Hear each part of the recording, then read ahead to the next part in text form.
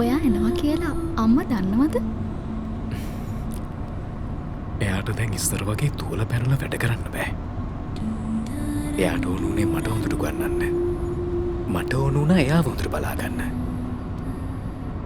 ඔයා රට ඉන්න කාලේ අම්මා කොහොමද තනියම හිටියේ?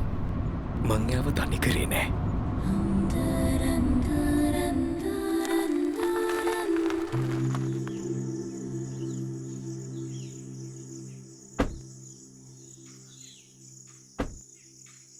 මේක වැඩිහිටි නිවාසයක්ද?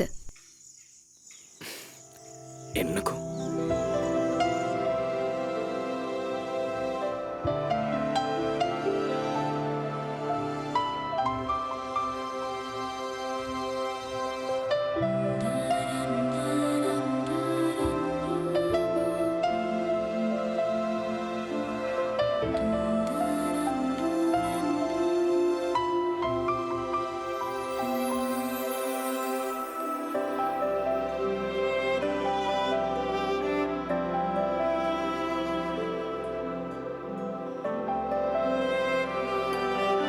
මේක ඔයාලගේ අම්මා දෙන්න කිව්වා.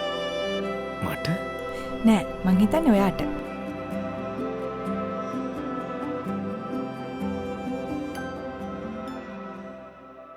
දුරින් හිටියත් ළඟින් ඉන්නා වගේ ආදරය කරන්න එයා දන්නවා. ඔයා හරි වාසනාවන්තයි.